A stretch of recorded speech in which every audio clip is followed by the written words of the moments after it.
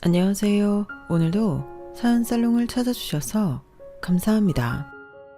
수원에 살고 있는 30대 여성이에요. 요즘엔 딱히 결혼 적령기라는 게 없긴 하지만 그렇다고 해도 제 나이 정도면 결혼이 늦었다고 할 만할 거예요. 불과 1년 전까지만 해도 저는 웨딩드레스를 고르고 있었어요. 2년 가까이 사귀어온 남자친구와 결혼을 할 생각이었거든요. 하지만 생각지도 못한 일이 벌어졌고 여전히 저는 솔로로 남게 됐어요. 그렇다고 그 결정을 후회하는 건 아니에요. 다른 사람은 몰라도 저희 엄마를 생각한다면 그 결혼은 절대 해서는 안 되는 거였으니까요. 세상에는 영화보다도 더 영화 같은 일이 벌어지기 마련이잖아요. 따지고 보면 이번 파우 사건도 그 정도로 황당하고 어이없는 일이었던 것 같아요. 그럼 지금부터 제 파혼에 얽힌 기가 막힌 사연을 들려드릴게요. 제 이야기를 시작하려면 먼저 저희 엄마 얘기부터 해야 할 것 같아요. 그래야 제가 왜 파혼까지 결심했는지 잘 알 수 있으실 테니까요. 저희 외할아버지는 지방 유지셨어요. 정미소와 양조장도 크게 하시고 건어물상도 여러 개 가지고 계셨거든요. 그래서 엄마는 중학생 때까지 고생이라는 걸 해본 적이 없었어요. 외할아버지께서는 무남동녀 외동딸한테 아낌없이 지원하시는 분이셨기에 모든 게 풍족했고 남들보다 많은 걸 누릴 수 있었죠. 딱 하나 없는 게 있다면 엄마였어요. 외할머니께서는 저희 엄마를 낳으시고 병을 얻으셨는데 그 후로 계속 시름시름 앓으시다가 엄마가 5살이 되던 해 세상을 떠나셨어요. 엄마는 외할머니께서 몸이 안 좋으신 탓에 어릴 때부터 유모 손에서 자랐던 터라 크게 달라질 건 없었지만 국민학교에 진학하고 친구들이 엄마와 끈끈한 유대를 다지는 걸 보면서부터 줄곧 엄마 없는 외로움을 느껴야 했어요. 아무리 유모가 잘 돌봐줘도 엄마를 대신할 수는 없으니까요. 그래서 외할아버지께서는 저희 엄마 또래의 먼 친척 아이를 집에 들이셨어요. 촌수를 따져보면 거의 남이나 다름없는 그 아이는 엄마와 동갑내기 여자아이였어요. 집이 가난해서 입 하나라도 줄이고 싶었던 먼 친척분이 6째 딸을 저희 외가의 식모로 보내셨던 거예요. 말이 식모지 그 아이가 하는 일은 저희 엄마와 한 집에서 지내면서 함께 놀고 학교도 같이 다니는 게 전부였어요. 어릴 때부터 부족한 거 없이 풍족하게 많은 사람들의 사랑을 받았다. 엄마와 달리 그 친척 아이는 꽤 영악했던 모양이에요. 외할아버지께서는 1년에 한두 번 저희 엄마를 서울에 있는 양장점에 데려가 옷을 맞춰주곤 하셨는데 그렇게 만들어 오는 옷은 세상 어디에도 없는 유일한 디자인으로 저희 엄마만을 위한 옷들이었어요. 좋은 원단에 여자아이들이 좋아할 만한 프릴을 잔뜩 넣어 동화책에 나오는 공주 드레스 같던 그 옷은 단연 아이들의 눈길을 사로잡았어요. 당연히 친척 아이 눈에도 그 옷들이 예뻐 보였을 거예요. 할아버지 앞에서는 아무 말 않던 아이는 엄마랑 둘이 있을 때면 옷장 가득 들어있는 엄마 옷을 마음대로 입어보곤 했대요. 무력이 없던 엄마는 그걸 보고도 뭐라고 하지도 않았고요. 그런데 거기서 그치지 않고 그 아이는 욕심을 부렸던가 봐요. 한 번은 엄마가 하얀색 공주품 원피스를 입고 등교를 했다가 운동장에서 넘어지는 바람에 가슴팍에 풀물이 들었는데 아무리 빨아도 물이 빠지지 않자 그 옷을 버리려고 했었대요. 그걸 본 친척 아이는 자기가 입겠다고 말했고 그렇게 하라고 했는데 그게 문제의 발단이 되었던 거예요. 언제부턴가 멀쩡하던 옷에 빨아도 지지 않는 물이 드는 일이 늘었고 그럴 때마다 그 옷은 친척 아이 차지가 되었죠. 대충 눈치를 채셨겠지만 옷에 물을 들인 범인은 바로 그 친척 아이였어요. 옷에 빠지지 않는 물이 들면 엄마가 그 옷을 버리라고 할 게 뻔했고 그러면 자기 차지가 된다는 걸 알았던 거죠. 하지만 어른들이 어린아이의 영악함을 모를 리가 없었어요. 하루는 유모가 그 친척 아이를 불러 따끔하게 혼을 냈거든요. 명자 이 영악한 기집애 봐주는 것도 한두 번이지 이게 어디서 여우짓을 하고 그래? 그게 얼마짜리 옷인데 그걸 뺏겠다고 옷에 물을 들여? 넌 내가 모를 줄 알았니? 아니에요. 제가 그런 거 아니에요. 저는 정말 아무것도 몰라요. 정아 옷에 먹물이 든 거 저는 정말 몰랐다고요. 요것 봐라. 내가 옷에 물이 들었다고 했지 먹물이 들었다고는 안 했는데. 넌 그걸 어떻게 알았어? 먹물인 거 어떻게 알았냐고? 네가 물 들였으니까 아는 거 아니야. 너 오늘 회초리 좀 맞아야겠다. 불쌍해서 받아줬더니 감히 주인집 딸옷을 탐내? 당장 종아리 걷어. 그날 친처가 있는 유모한테 피가 터질 정도로 종아리를 맞았어요. 그나마 엄마가 그 사실을 알고 달려가 막아서 그 정도였던 거더라고요. 옷 외에도 친처가에는 저희 엄마 인형이며 학용품, 구두, 그 밖에 모든 걸 부러워했고 때로는 몰래 훔쳐가기도 했었대요. 그럴 때마다 유모는 저런 도둑녀는 집에서 쫓아내야 한다고 했지만 친구를 잃기 싫었던 엄마가 울면서 매달린 탓에 쫓겨나지 않고 용케도 그 집에 붙어 있을 수 있었고 저희 엄마와 중학교까지 함께 다닐 수 있었어요. 그러다 고등학교 진학을 앞둔 중3 가을, 저희 외가가 서울로 이사를 하게 되었어요. 말이 이사지 야반 도주나 다름없는 거였죠. 할아버지가 도로건설 사업에 손을 대셨다가 망하는 바람에 정미소와 양조장, 건어물상까지 모두 남의 손에 넘어가고 남은 재산이 거의 없었거든요. 오랜 시간 집에서 부리던 사람한테 요즘으로 치면 퇴직금조로 조금씩 챙겨주고 나니 서울에 작은 집 하나 얻을 돈밖에 남지 않았어요. 그러니 친척 아이를 데리고 갈 수도 없었죠. 그래서 아이 부모한테 연락을 했더니 자기들도 먹고 살기 힘드니 다만 얼마라도 돈을 좀 준다면 받아주겠다고 하더래요. 자기 자식인데 돈을 받고 데려가겠다니 참 어이가 없는 일이었죠. 어차피 집에서 내보낼 때 돈을 좀 챙겨주려고 했던 터라서 돈을 챙겨서 고향으로 가는 버스에 태워 보냈다더군요. 그 후로 엄마는 외할아버지와 함께 서울로 올라와 사셨어요. 지방이긴 했어도 동네에서 제일 크고 마당에 잔디까지 깔린 집에서 살았던 엄마는 마당도 없는 방 한 칸짜리 집으로 이사를 오자 그제야 집이 망했다는 게 실감이 나더래요.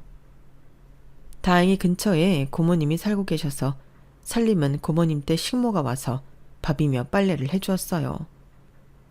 화장실과 수도도 공동으로 쓰는 손바닥만한 집에서 식모를 부리는 걸 보고 주변에선 수군거리기 일쑤였다더군요.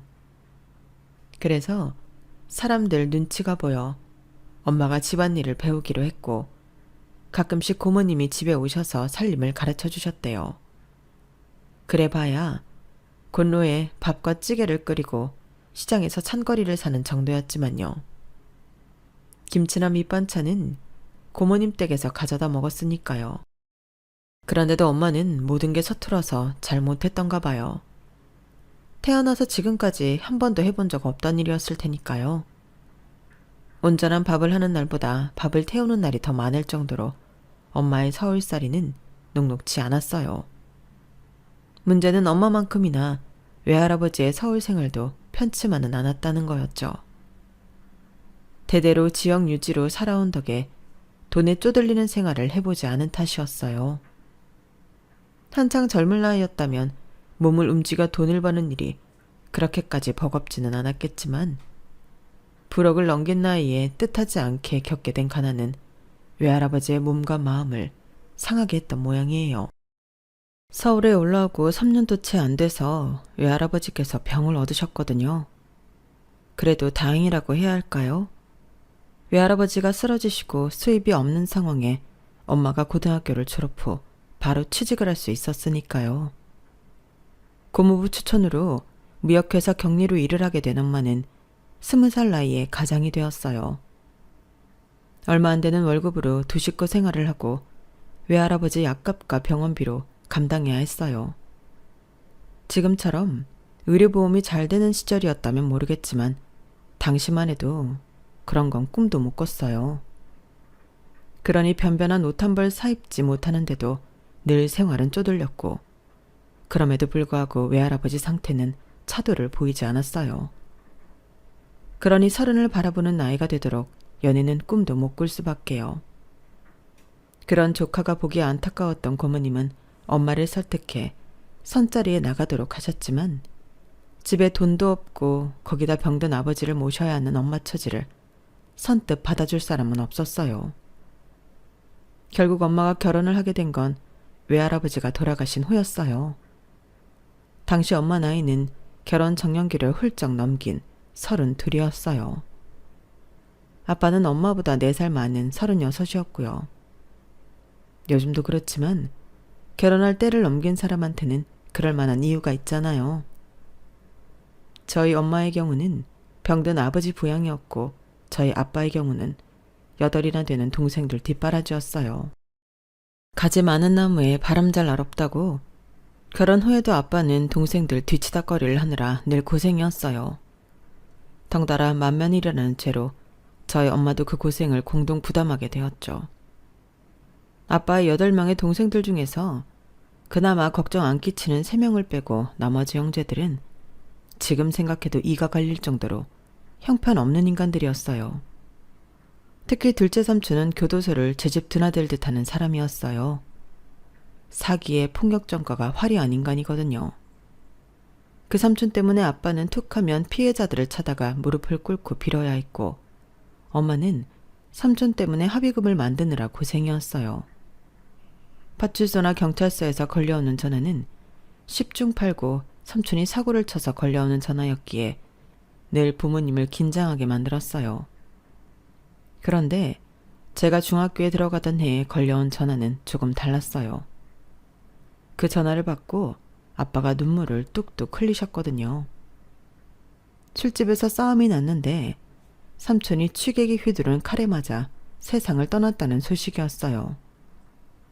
평소 입버릇처럼 귀신은 뭐 하나 몰라 저 자식 안 잡아가고 라고 말하던 아빠였지만 그래도 동생의 부고 앞에서는 가슴이 찢어진 것처럼 서럽게 우시더라고요. 둘째 삼촌이 세상을 떠나고 바통을 이어받은 문제아는 셋째 고모였어요. 아빠 형제 중에 가장 인물이 좋았던 셋째 고모는 인물값을 하려고 그랬는지 남자 문제로 저희 부모님 속을 엄청 썩이셨어요. 그냥 연애를 하면 좋으련만 꼭 가정이 있는 남자랑 만남을 이어가는 통에 한 번은 내연남 부인한테 저희 엄마가 머리채를 잡히기도 했어요. 엄마는 시누이 때문에 동네에서 얼굴을 들고 다닐 수 없을 정도였죠. 그렇게 남의 가정을 파괴하고 심지어 우리 부모님한테까지 민폐를 끼치며 개차반 인생을 살던 셋째 고모가 의사 남편을 만나 지금은 의사 사모님으로 살고 있다는 건 참 신기한 일이지만요. 원래 놀던 인간들이 자기 배우자 감시를 더 잘한다더니 셋째 고모는 고모부가 혹여 바람이라도 피우지 않을까 전전긍긍하며 살고 있어요. 그 외에도 저희 집에 와서 엄마 옷과 화장품, 심지어 구두까지 훔쳐가는 막내 고모도 있고 툭하면 주식으로 돈 날리고 돈 빌리러 오는 막내 삼촌도 있어요. 그런데 웃긴 건 아빠의 동생들 중 문제의 5명은 누구 하나 뺄 거 없이 저희 부모님께 기생해서 살았는데 정작 자기들이 살만해지니까 약속이나 한 것처럼 연락을 딱 끊고 살았다는 거예요. 더는 뜯어먹을 게 없어서 그런 거겠지만요. 하지만 아무리 그렇다고 해도 자기 형이자 오빠가 세상을 떠났을 때만큼은 찾아올 수 있는 거잖아요. 그런데도 세상을 떠난 한 명을 제외하고 나머지 4명은 그 정도의 인간적 도리도 하지 않는 쓰레기들이었어요. 아빠가 음주 촬영에 치여 세상을 떠나시고 작은 아빠를 통해 부고 연락을 받았음에도 넷은 끝까지 장례식장에도 나타나지 않았어요. 나중에 큰 고모한테 들었는데 저희 집에 빚이 있다는 얘기를 듣고는 혹시라도 자기들한테 돈 빌려달라는 소리를 할까봐 그랬다고 하더라고요. 그 빚이 누구 때문에 생긴 건데 말이죠. 첫째라고 부모님 대신에 동생들 뒤치다꺼리하는 걸로도 모자라 시집장가 갈 때마다 없는 살림에 빚까지 내서 챙겨줬는데 어쩌면 은혜를 원수로 갚을 수 있는 건지. 그런데 웃기는 게 뭔지 아세요? 아빠가 돌아가시고서야 비로소 저희 집 빚이 싹 사라졌다는 거예요. 가해자 측에서 받은 보상금으로 모든 빚을 털어낼 수 있었거든요. 아빠를 만나 결혼을 한 그 순간부터 일찍 세상을 떠나신 시부모님을 대신해 시동생들과 시누이들 보호자 노릇을 하며 살아왔던 엄마는 만감이 교차하는 것 같았어요.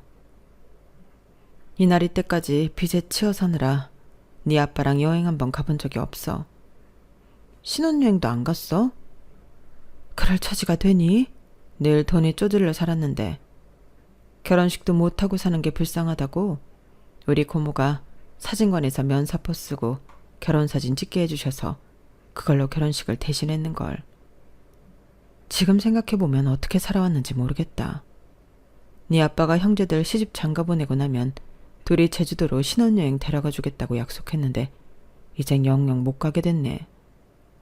그래도 네 아빠가 저승 가는 길에 빚을 가지고 가줘서 고마울 뿐이지.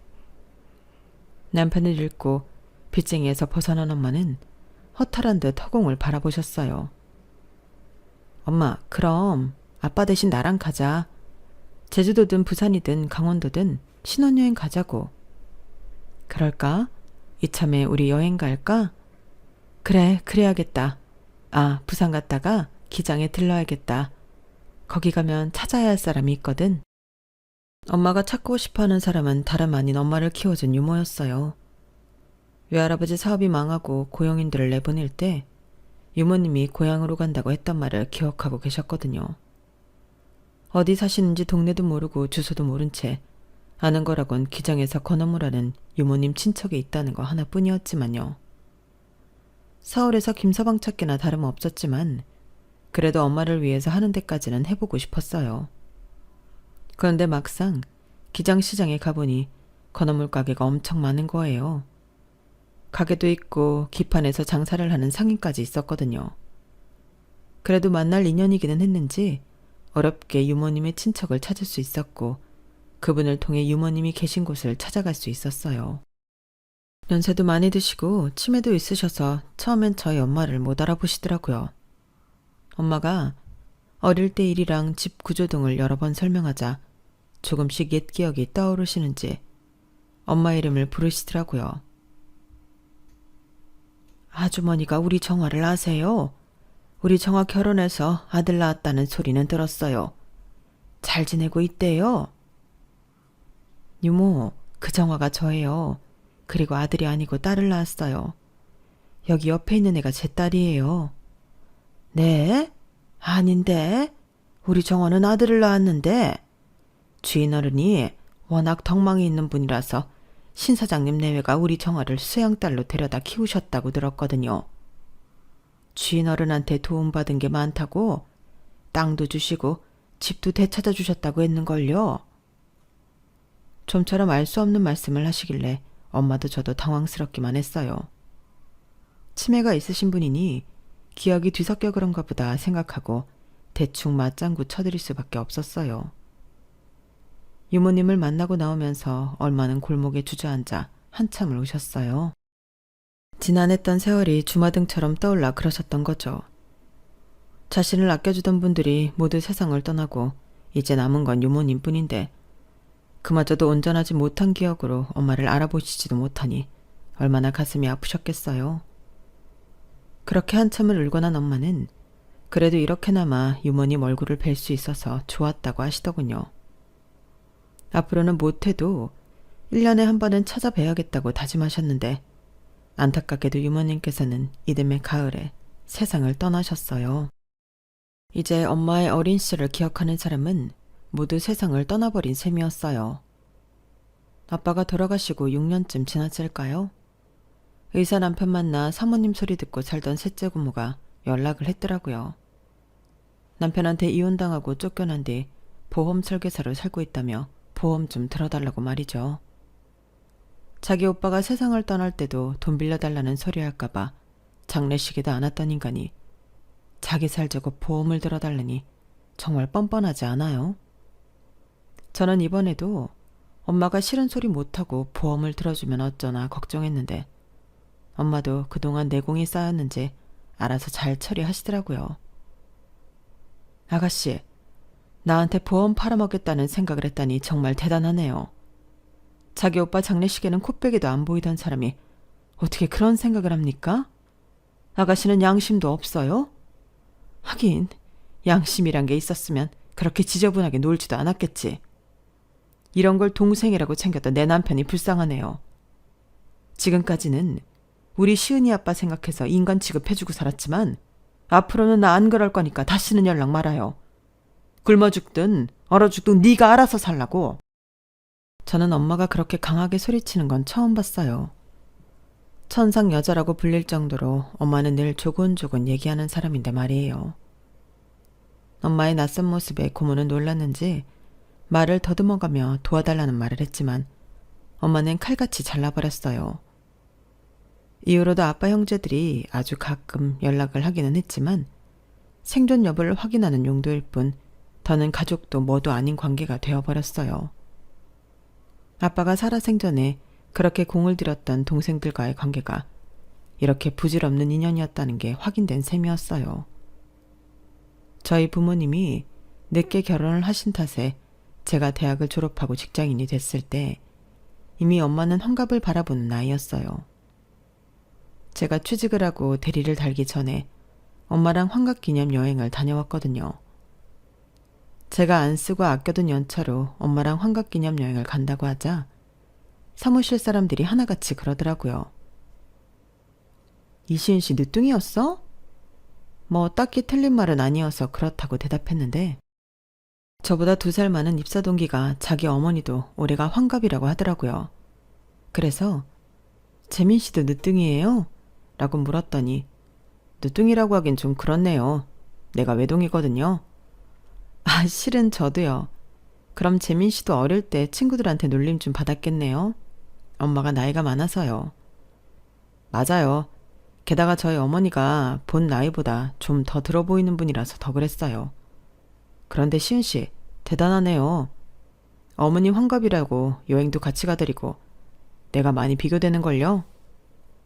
공감대가 형성돼서 그런가 평소 그리 친한 사이가 아니었음에도 그날 이후 많이 가까워졌어요. 쉬는 날 따로 만나서 지민 씨 어머님 생신 선물도 같이 골라주고 그 덕에 밥도 얻어먹기도 했고 영화도 보러 다니고 했거든요. 직장도 같고 관심사도 비슷해서 가까워지는 데는 그리 시간이 걸리지 않았어요. 이후에는 뭐 자연스럽게 사귀게 되었죠. 그렇게 2년 가까이 연애를 하는 동안 재민 씨는 저희 집에 종종 찾아오곤 했어요. 데이트를 하려고 오는 건 아니고 집에 남자 손이 필요한 일이 있을 때 도와주려고 오곤 했었죠.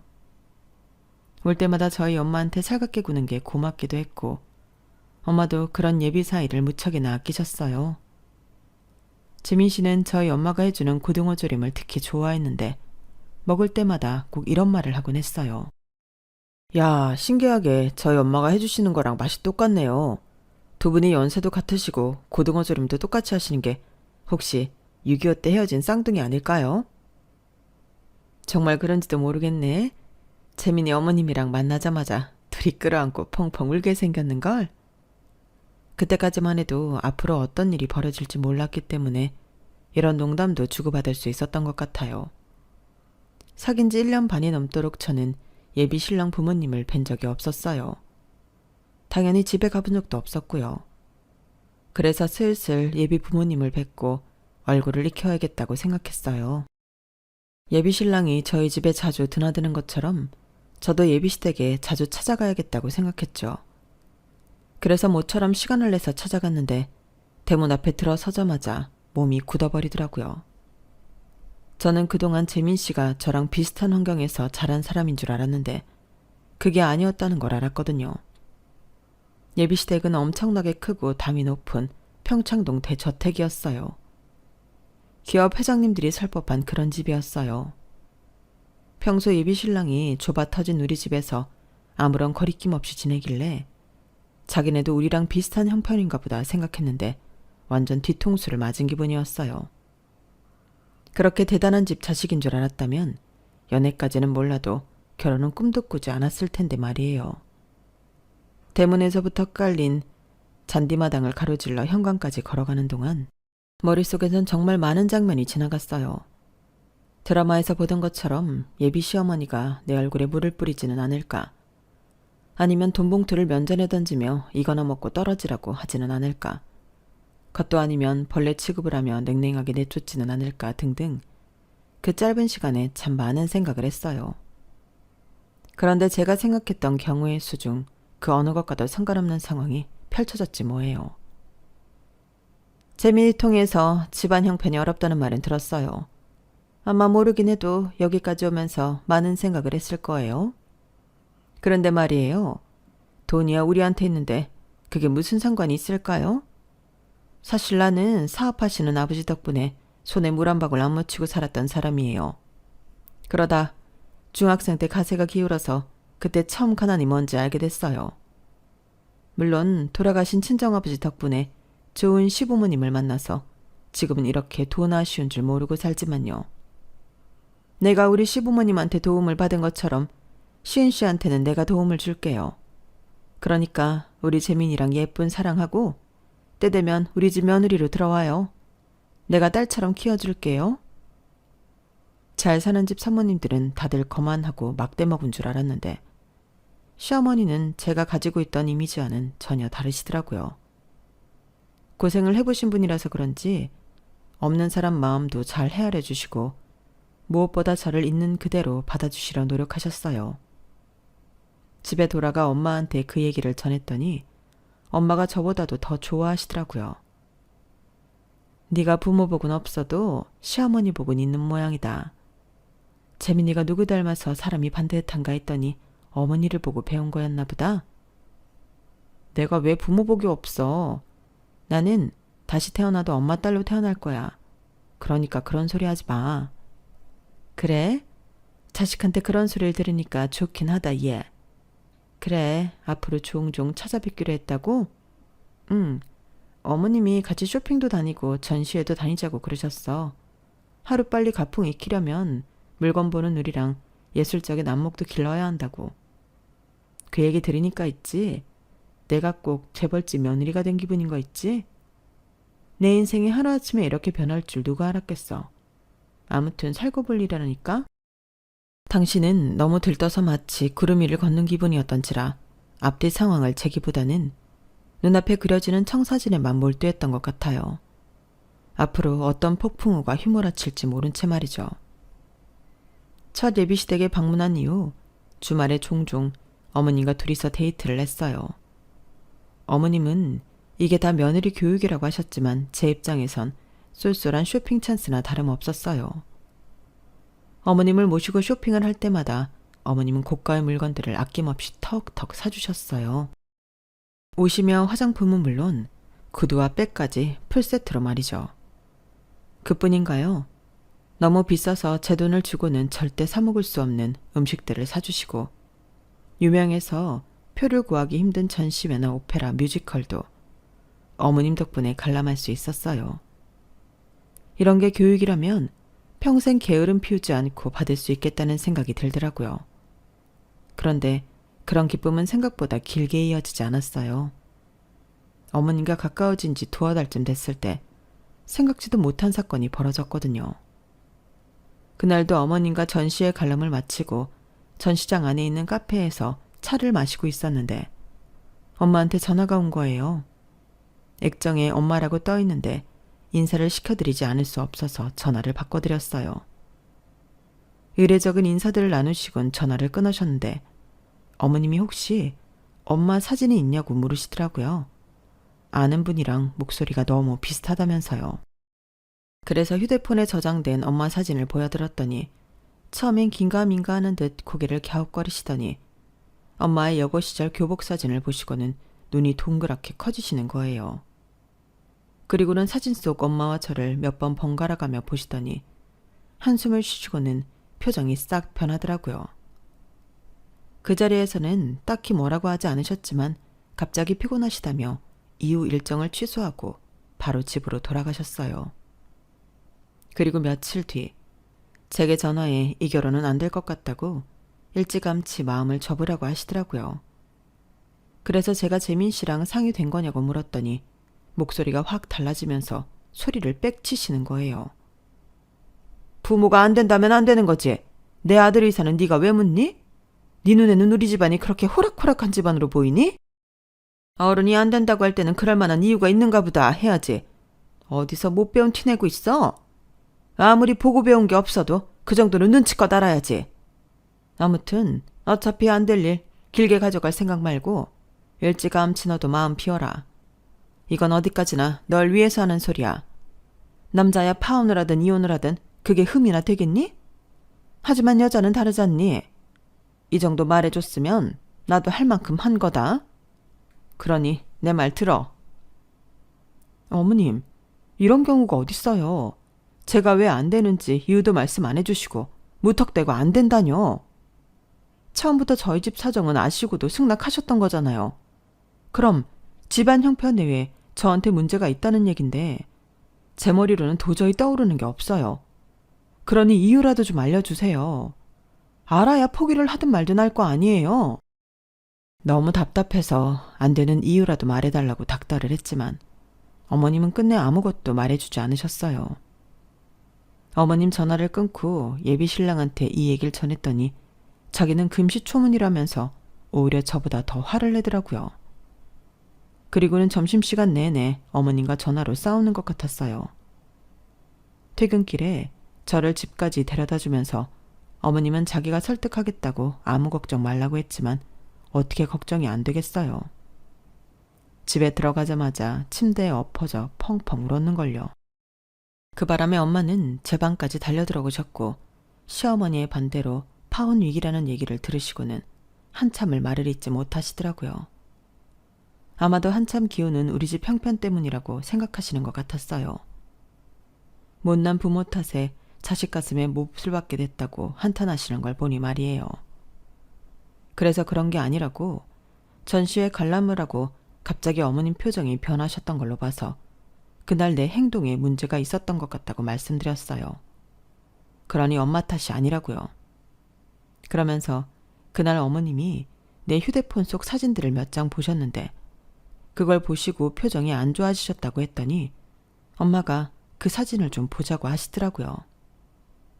그래서 그날 어머님께 보여드렸던 엄마 여고 시절 사진을 비롯해 엄마 사진 몇 장을 보여드렸어요. 그러다가 시어머니랑 같이 찍은 사진을 엄마가 보게 되셨는데 가만히 있어보자. 내가 이 얼굴 어디서 본 적이 있는 것 같은데? 맞아, 명자. 얘 명자가 분명해. 재민이 어머니 성함이 명자 맞지? 정명자. 그건 잘 모르겠어. 물어본 적이 없으니까. 왜? 엄마가 아는 사람이야? 알다마다. 인연이 얼마나 지독한 년인데 우리 엄마 유품까지 죄다 훔쳐간 년이라고. 그뿐이야? 내 옷 훔쳐입고 나가서는 내 얼굴 모르는 사람들한텐 지가 땡땡정미소 사장 딸이라고 내 행세까지 하고 다닌 사기꾼이라고. 내가 얘를 잡으려고 얼마나 찾아다니는 줄 알아? 다른 건 몰라도 우리 엄마 유품만큼은 찾고 싶었는데 땅으로 꺼졌는지 하늘로 솟았는지 찾을 길이 없더라. 그런데 이게 부잣집 사모님이 되었을 줄이야. 그래, 이제 이해가 간다. 재민이 엄마가 명자 인연이면 널 반대할 만도 하지. 나를 사돈으로 만난 지가 어떤 인간인지 죄다 알려줄 테니 얼마나 겁이 났겠어. 그래도 혹시 모르니까 재민이한테 엄마 성함이 어떻게 됐는지 한번 물어봐. 어서. 엄마의 성화에 예비 신랑한테 전화해 어머님 성함을 물었어요. 그랬더니 엄마 말대로 정명자가 맞더라고요. 엄마는 잠시 분을 사기며 생각을 하시더니 제게 물으셨어요. 이 결혼 하고 싶냐고요. 솔직히 예비 신랑은 여전히 마음에 들고 헤어지고 싶은 생각은 없었어요. 하지만 어머님 같은 사람과 가족이 되어 평생 보고 살 자신은 없었어요. 더군다나 내 엄마한테 상처를 준 사람인데 어떻게 웃는 얼굴로 볼 수 있겠어요. 그래서 어차피 환영받지 못할 결혼이라면 시작도 않는 게 나을 것 같다고 말씀드렸어요. 그러자 엄마는 제게 같이 갈 데가 있으니 일어나라고 하시더군요. 그렇게 엄마와 저는 예비시댁으로 향했어요. 우리가 간다는 걸 말하면 혹시라도 어머님이 자리를 비울까봐 연락도 않고 불시에 찾아갔죠. 저녁 식사 시간이라서 아버님도 집에 계셨어요. 식사 시간엔 남의 집에 방문을 하지 않는 게 예의지만 엄마가 그 시간에 저를 데리고 예비 시댁을 찾은 건 다 의도하는 바가 있어서 그랬어요. 일부러 온 가족이 다 모여있는 자리에서 어머님의 과거와 죄상을 폭로할 생각이었던 거예요. 재민이 아버님, 안녕하세요. 시은이 엄마예요. 초면임에도 불구하고 늦은 시간에 찾아뵙게 돼서 죄송합니다. 다름이 아니라 제가 꼭 만나야 할 사람이 있어서요. 45년 전에 제 친정어머니 유품을 훔쳐 도망간 사람이 있는데 그 인간이 이 집에 살고 있다는 소리를 들었거든요. 놓치기 전에 제 손으로 잡으려고 무례를 무릅쓰고 이렇게 왔습니다. 정명자, 오랜만이다. 못 본 사이에 많이 변했구나. 이젠 제법 부잣집 사모님 티가 난다. 어릴 때부터 돈 많은 남자 만나 대궐 같은 집에서 살 거라고 그러더니 소원 이뤘구나. 내가 널 영영 못 찾을 줄 알았니? 그래서 내가 시은이 엄마과 알자마자 파혼하자고 우리 딸 가슴에 못 박은 거야? 그러자 어머님이 저희 엄마 말을 끊으며 날카롭게 말했어요. 너 입 다물지 못해? 여기가 어디라고 찾아와선 함부로 입을 나불거려. 당장 돌아가. 내 집에서 나가라고. 왜? 내가 네 남편이랑 자식 앞에서 더러운 네 과거 탈탈 털까봐 겁나니? 네가 지은 죄 겁은 안 나고 내 입에서 나올 말만 겁이 나는 거야? 너 정말 대단한 년이다. 네가 신부는 대단히 상승했는지 모르겠지만 하는 짓거리는 그 옛날 하던 짓을 못 버리고 그대로구나. 너 나 몰래 나를 사칭하고 다녔다며. 네가 정미소 고명딸이라고 떠들고 다녔다는 거 고향 사람들한테 들어서 알고 있어. 어릴 때도 내 거라면 뭐든 뺏어야 직성 풀려 하더니 어쩌면 그 성격이 여전한지.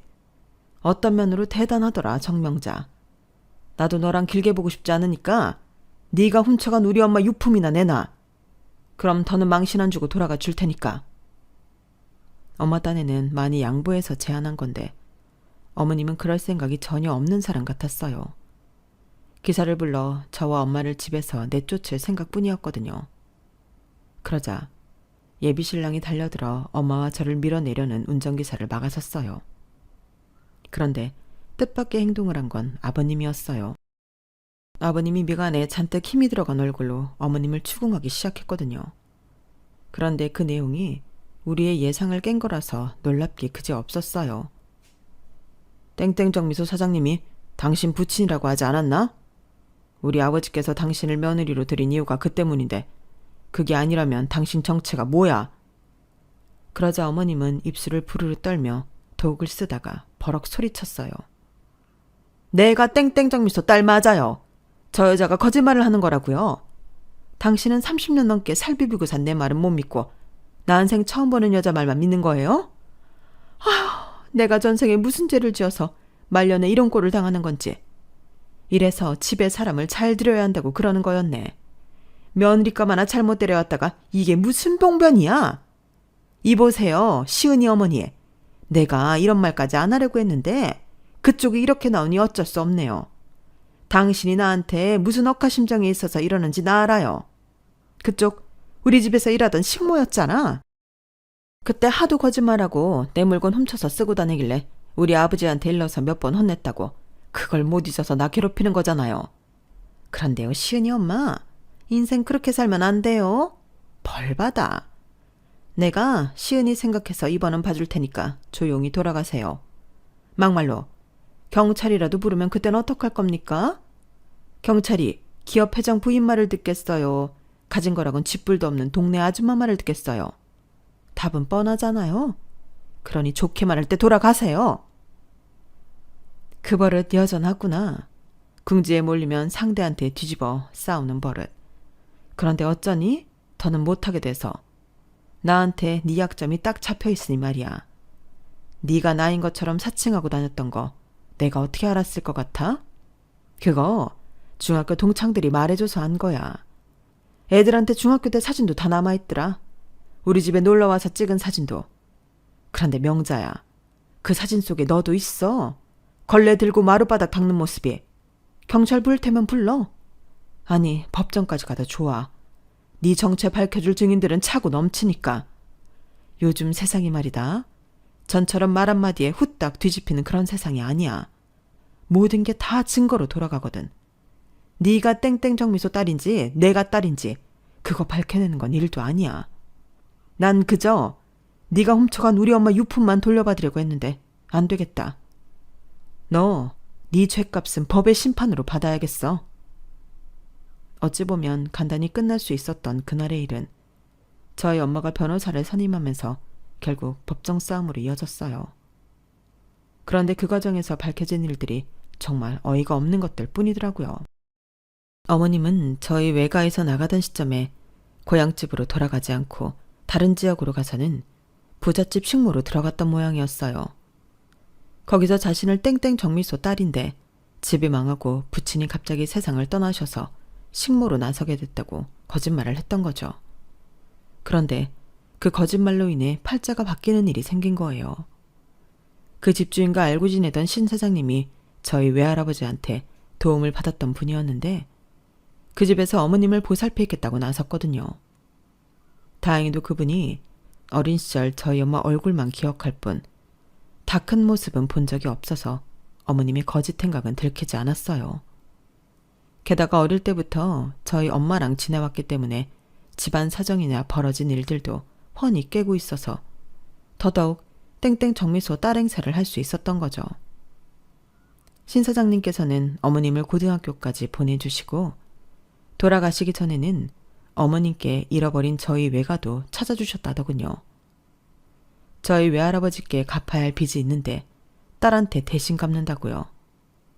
그 일과는 별개로 신 사장님 아내분이 중신을 사주셔서 어머님은 현재 예랑의 아버지와 결혼을 하게 되었어요.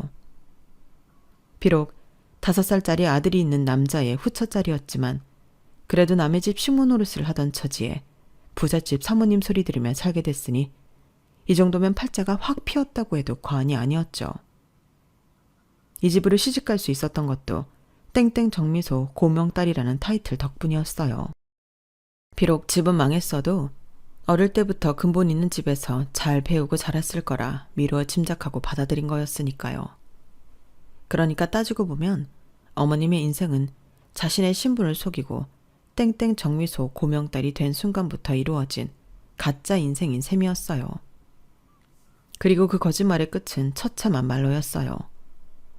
먼저 신 사장님으로 증여받았던 저희 외가는 다시 저희 엄마 명의로 바뀌게 되었고 저희 외가를 팔아가며 만든 인맥은 모조리 끊어지고 말았어요. 그 과정에서 돈이 얽힌 일들로 인해 크고 작은 소송을 당하게 되었고요. 그리고 가장 큰 타격은 이혼이었어요.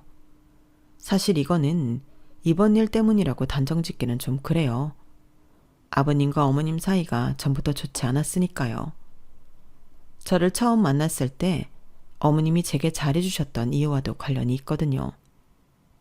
있는 사람들이 참 무서운 게 돈이 있어도 집안이 좋지 않으면 그들 사이에서는 따돌림이 심한가 봐요. 어머님은 남편 덕분에 부는 잃었지만 상류층 사람들 모임에 초대받지 못했어요. 대학도 못 나왔던 터라 학벌 차이도 심했고 무엇보다 모임에 끼워주지를 않았으니까요. 저를 데리고 백화점 쇼핑을 다니고 전시회랑 오페라 공연, 뮤지컬 공연을 다녔던 것도 함께 다닐 사람이 없어서 그랬던 거였죠. 차라리 없는 집딸을 며느리로 들여 자기 입맛에 맞게 데리고 다니자. 이게 시어머니 생각이었던 거예요. 하지만 이혼을 당했으니 그마저도 이룰 수 없게 되었죠. 아, 저희 엄마가 진행하려던 소송은 결국 시작도 못하고 끝이 났어요. 어머님이 저희 외가와 일대 땅, 그리고 외할머니 유품인 보석 장신구들을 순순히 돌려주시기도 했고 소송을 걸어봐야 승소할 일이 없다는 걸 알고 포기했거든요. 명의도용이라고 하기에는 실질적으로 이름이나 주민등록번호와 같은 개인정보를 도용당한 적도 없고 직접적인 피해를 입은 게 없기 때문이었어요. 아마 어머님도 변호사를 통해 이런 사실은 알고 있었을 거예요. 그럼에도 저희 외가와 일대 땅, 외할머니 유품을 돌려준 건 어떻게든 이혼을 피하려고 아버님께 어필하려는 노력이었는데 결과적으로는 실패한 셈이었어요. 아버님이 이혼 청구를 하셨으니까요. 어머님의 거짓 인생은 그렇게 40여 년 만에 풍비박산이 나버렸어요. 현재 저는 예비 신랑과 헤어진 지 1년 정도 되었어요. 양가 모두에게 태풍 같았던 사건은 이제 진정이 됐지만 그래도 이런 일을 품고 결혼까지 하기는 좀 그렇더라고요. 서로 죽고 못 사는 사이도 아니고 그보다는 내 부모가 더 중요하니까요. 그래서 후회는 안 하냐고요? 조금도 후회가 없다면 거짓말일 거예요. 하지만 내 것이 아닌 인연에 연연하고 싶지는 않아요. 그 말로가 어떤지는 어머님을 통해 충분히 알았으니까요. 앞으로는 좋은 내 인연을 만날 때까지 엄마와 함께 좋은 추억을 쌓아갈 생각입니다.